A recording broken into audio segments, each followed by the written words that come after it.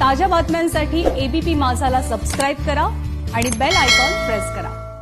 केंद्रीय मंत्री नितीन गडकरी यांच्या घराबाहेर आंदोलनाचा प्रयत्न करणाऱ्या स्वाभिमानी शेतकरी संघटनेच्या रविकांत तुपकरांना पोलिसांनी ताब्यात घेतलंय। शेतकरी कायद्यांना विरोध आणि अवकाळी पावसानं झालेल्या नुकसानीची भरपाई यासाठी हे आंदोलन झालं। आंदोलक गडकरींच्या घरी जाण्याआधी आंदोलकांना पोलिसांनी अडवलं। यावेळी आंदोलक आणि पोलीस आमने सामने आले। पोलिसांनी अमानवीय पद्धतीनं धक्काबुक्की करत ताब्यात घेतल्याचा आरोप रविकांत तुपकरांचा आहे। स्वाभिमानी शेतकरी संघटनेनं जालन्यामध्ये केंद्रीय मंत्री रावसाहेब दानवे यांच्या घरासमोर सुद्धा आंदोलन केलं। शेतकऱ्यांना भरीव मदत दिली नाही तर एकही खासदाराला रस्त्यावर फिरू देणार नाही असा इशारा आंदोलकांनी दिलाय। शेतकऱ्यांना किमान हेक्टरी 25,000 नुकसान भरपाई देण्यात यावी यासाठी भरीव पॅकेज केंद्र सरकारनं जाहीर करावं, तसंच कापूस खरेदी करण्यासाठी सीसीआय केंद्र सुरू करावीत अशी विविध मागण्या यावेळी करण्यात आल्या।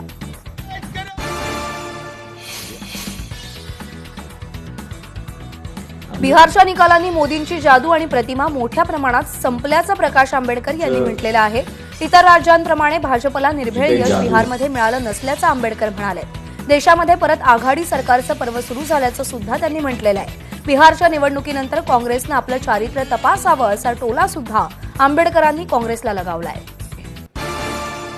बिहार निवडणुकीमध्ये भाजपची सत्ता येणार असली तरी तेजस्वी यादव यांचं कौतुक करावं तेवढं थोडं आहे, कारण देशातील पंतप्रधानांसह बड्या नेत्यांची शक्ती एका बाजूला असताना त्यांनी या सर्वांना हैराण केलाय। दुसरीकडे वडील तुरुंगात असताना त्यांनी ही कामगिरी केली असल्याचं खडसे म्हणाले। सोलापूर जिल्ह्यातल्या नेत्यांनी शरद पवारांची भेट घेतली। माढाचे आमदार बबन शिंदे, मोहोळचे आमदार यशवंत माने आणि माजी आमदार राजन पाटील यांनी बारामतीमध्ये शरद पवारांची भेट घेतली। गेल्या 10 वर्षापासून राजन पाटील हे सत्तेपासून वंचित आहेत। त्यांना विधानसभेच्या वेळी राष्ट्रवादीच्या नेत्यांकडून शब्द देण्यात आला होता की विधान परिषदेवर पाठवतो, त्यांचं नाव न आल्यामुळे कदाचित ही भेट घेतली असल्याचं बोललं जात आहे। बिहार विधानसभा निवडणुकीत एनडीएला सर्वात जास्त जागा मिळाल्या, त्यामुळे भाजप पदाधिकारी कार्यकर्ते सर्वत्र आनंद साजरा करतायत। भारतीय जनता पार्टी भिवंडी शहर बिहार प्रकोष्ठच्या वतीनं मुख्य कार्यालयाबाहेर शहराध्यक्ष संतोष शेट्टी, आमदार महेश चौगुले, नगरसेवक निलेश चौधरी यांच्या नेतृत्वाखाली ढोल ताशा वाजवत आनंद साजरा झाला।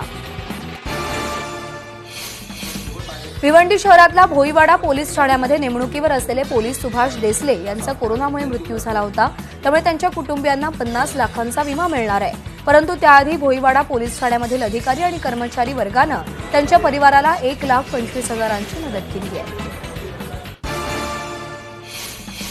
बुलढाण्याच्या चिखलीमध्ये दुय्यम निबंधकाला मनसे कार्यकर्त्यांनं मारहाण केली आहे। खरेदी विक्री व्यवहारात अधिकारी शेतकऱ्यांना त्रास देतो असा आरोप मनसे कार्यकर्त्यांनी केला।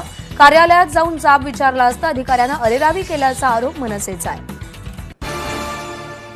पालघरमध्ये मुंबई अहमदाबाद मार्गावरती ट्रकचा भीषण अपघात झाला। या अपघातामध्ये 3 मजुरांचा मृत्यू झाला तर 5 जण जखमी झालेत। मुंबईहून गुजरातच्या दिशेनं जाताना काच वाहतूक करणाऱ्या ट्रकचं स्टेअरिंग अचानक लॉक झाल्यानं हा भीषण अपघात झाला। कोल्हापुरातील कारागृहातील कैदी मित्राला गांजा देण्याचा प्रयत्न करणाऱ्या तिघांना पोलिसांनी बेड्या ठोकल्यात। कळंबा कारागृहात असलेल्या कैद्याला चेंडूमधून गांजा देण्याचा प्रयत्न या तिघांकडून करण्यात आला। जळगावमधल्या तरुणीवर सामूहिक अत्याचार करून तिची विष पाजून हत्या करण्यात आल्याची घटना घडलेली आहे। जळगाव जिल्ह्यातल्या पारोळा तालुक्यातल्या टोळी गावामध्ये या पीडितेवर अंत्यसंस्कार झाले। औरंगाबादच्या हर्सुल तलाव गेटसमोर दुकानांना भीषण आग लागली आहे। आगीचं नेमकं कारण अद्याप समोर आलेलं नाहीये। या आगीमध्ये 4 दुकानं जळून खाक झाली आहेत। आयपीएलच्या फायनल सामन्यांवरती सट्टा लावणाऱ्यांना परभणीच्या पूर्णेमध्ये पोलिसांनी बेड्या ठोकल्या। यामध्ये 3 जणांना अटक करून त्यांच्याकडून लॅपटॉप, 11 मोबाईलसह तब्बल 2.5 लाखांचा मुद्देमाल पोलिसांनी जप्त केलाय। हिवाळ्याच्या सुरुवातीलाच परभणीमध्ये थंडीनं चांगला जोर धरलाय। मागच्या 4 दिवसापासून परभणीचं तापमान हे घसरलेलं आहे। जिल्ह्याचं तापमान 8 अंश सेल्सिअसवर आलंय, त्यामुळे सर्वत्र मागच्या 4 दिवसांपासून थंडीचा कडाका पाहायला मिळतोय।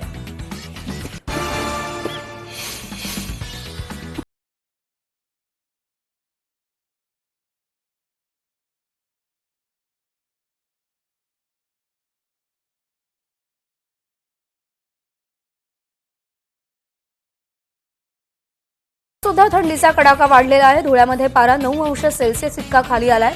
ग्रामीण आणि शहरी भागात सुद्धा संध्याकाळी शेकोट्या पेटलेल्या पाहायला मिळत आहेत. दिवाळीच्या पार्श्वभूमीवर धुळ्यामध्ये चोरट्यांनी एटीएम फोडण्याचा प्रयत्न केला. बुधवारी सकाळी धुळे शहरातल्या 2 एटीएम फोडण्याचा चोरट्यांचा प्रयत्न होता. एटीएम फोडण्यात चोरट्यांना मात्र अपयश आलंय. धुळे जिल्ह्यातल्या पिंपळनेर इथं खरीप मका आधारभूत खरेदी योजना सुरू करण्यात आली आहे. आमदार मंजुळा गावित यांच्या हस्ते या योजनेचं उद्घाटन करण्यात आलंय. रब्बीचा हंगाम सुरू झाल्यामुळे शेतकरी खत खरेदीसाठी दुकानात गर्दी करू लागलेत. मात्र चांदवड शहरातल्या इंदुमती बहुउद्देशीय संस्थेच्या खत विक्री दुकानामध्ये बोगस खत विक्री होत असल्याचा प्रकार उघडकीस आला. चांदवडच्या भरत कोतवाल यांनी या संस्थेच्या दुकानातून इफ्को कंपनीचं NPK 123216 ही गोणी 189 रुपयास खरेदी केली होती. मात्र गोणी फोडल्यावरती खतांऐवजी दगडगोटे आढळून आले. 10 गुंठे जागेमध्ये पानमळा पिकवून 5 लाख रुपयांचं उत्पन्न बेळगाव जिल्ह्यातल्या एका शेतकऱ्याने मिळवलंय. चिकोडी तालुक्यातल्या शिरगाव गावातल्या भीमा उदगट्टी असं या तरुण प्रगतशील शेतकऱ्याचं नाव आहे. पॉली हाऊसमध्ये पानमळा पिकवण्याचा यशस्वी प्रयोग त्यांनी केलेला आहे.